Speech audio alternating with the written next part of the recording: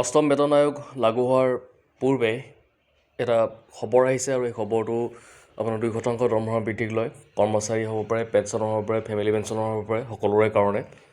আৰু ইতিমধ্যে আমি যোৱাকালি এটা ভিডিঅ' প্ৰস্তুত কৰিছিলোঁ আৰু তাত আমি কোৱা হৈছিলে যে AICPI-IWৰ যিটো ৰিপৰ্ট থাকে সেই ৰিপৰ্টটো আপোনাৰ আজি তাৰিখৰ ভিতৰত হ'ব বুলি বা প্ৰেছ ৰিলিজ প্ৰকাশ পাব বুলি কোৱা হৈছিলে।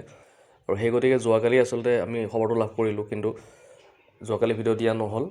তো আজি আমি গোটেইখিনি কথা ইণ্টাৰভিউ কৰিম। আচলতে আপোনালোকৰ যি DA থাকে সেই DAটো কিমানখিনি ইনহেঞ্চ হ'ল বা কিমান টকা আপোনালোকৰ বৃদ্ধি হ'ব, গোটেইখিনি কথা আমি এইটো ভিডিঅ'ৰ জৰিয়তে চাবলৈ চেষ্টা কৰিম। আহক আমি প্ৰেছ ৰিলিজখনলৈ আগবাঢ়িছোঁ আৰু সকলোলৈ এটা সৰু অনুৰোধ থাকিলে যদি প্ৰথমবাৰৰ এই চেনেল ভিজিট কৰিছে, চেনেলটি ছাবস্ক্ৰাইব কৰি ৰাখিব এনেকুৱা ধৰণৰ খবৰবিলাক আগলৈকে পাই থাকিবৰ কাৰণে।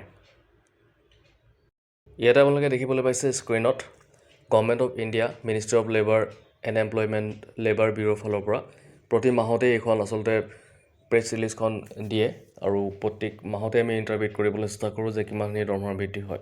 তো এইখন আপোনালোকে চাওক, ডেট আহিছে 30/1/2026, অৰ্থাৎ 30 তাৰিখত এইখন প্ৰকাশিত হৈছে প্ৰেছ ৰিলিজখন। Consumer price index for industrial workers December 2025, অৰ্থাৎ ডিচেম্বৰ মাহৰ কিমানদিনলৈকে বাঢ়ি গ'ল আপোনালোকৰ চেলাৰী সেইটোলৈকে। তো ইয়াতে চাওক 2 নম্বৰ পইণ্টটো চালেই হ'ল। ইয়াতে চাব the all India CPI-IW for December 2025 remained at 148.2 points, 148.2 point, মানে যিটো আগত আছিলে 148.2 একদম একে সমান বাঢ়িছে, না কমিছে না বাঢ়িছে, একে সমান হৈছে। মানে 148.2 আগতেও আছিলে মানে নৱেম্বৰ মান্থত, আৰু ডিচেম্বৰ মান্থত সেই 148.2তে আছে।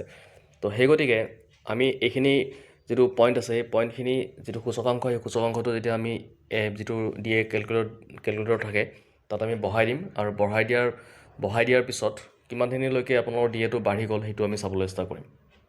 আৰু ইয়াতে তলত আপোনালোকে 4 নম্বৰ পইণ্টত যিটো দিছে তাত আপোনালোকে দেখিছেই নৱেম্বৰ মাহতো আছিলে 148.2, ডিচেম্বৰ মাহতো 148.2, মানে একে সমান হ'ল। গ্ৰাফৰ জৰিয়তে ইয়াতে দেখাই দিছে একে সমান লেভেলত সেইটো থিয় হৈছে। তো ঠিক আছে, আমি এতিয়া DA কেলকুলেটৰটো বহাই দিওঁ।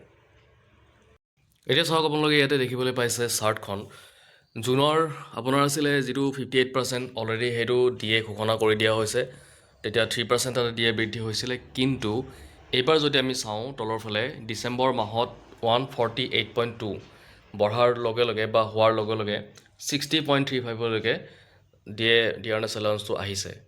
তো ক'ব গ'লে এটা 2% দৰমহা আপোনালোকৰ বৃদ্ধি হ'ব, যিটো 58% আছিলে সেইটো বাঢ়ি পেলাই 60 হৈ গ'ল, আৰু 60 হোৱাৰ লগে লগে 2%, মানে 2% বৃদ্ধি হোৱা বুলি ক'লে আপোনাৰ যদি বেচিক পে 20,000 টকা, বেচিক পে যদি 20,000 টকা, তেতিয়াহ'লে 2% আপোনালোকে ইনটু কৰক, 20,000 ইনটু 2% আপোনাৰ 400 টকা বাঢ়িব।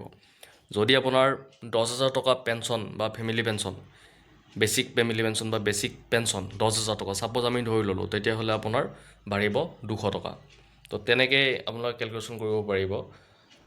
ক'ব গ'লে যোৱা বাৰতকৈ এইবাৰ কমিছে 1%, আৰু আগন্তুক দিনত কিমানখিনিলৈকে বাঢ়ে সেইটো আমি চাবলৈ চেষ্টা কৰিম। লগতে আপোনাৰ 8 পে কমিশ্যনক ৰিগাৰ্ডিং আপডেট কিছুমান আছে, সেইখিনিও দিবলৈ চেষ্টা কৰিম। বকেয়া আপোনালোকে লাভ কৰিব নে নকৰে, কিমান টকা আপোনালোকে বকেয়া লাভ কৰিব, কেতিয়ালৈকে লাগু হোৱাৰ সম্ভাৱনা থাকিব, গোটেইখিনি কথা আমি চাম।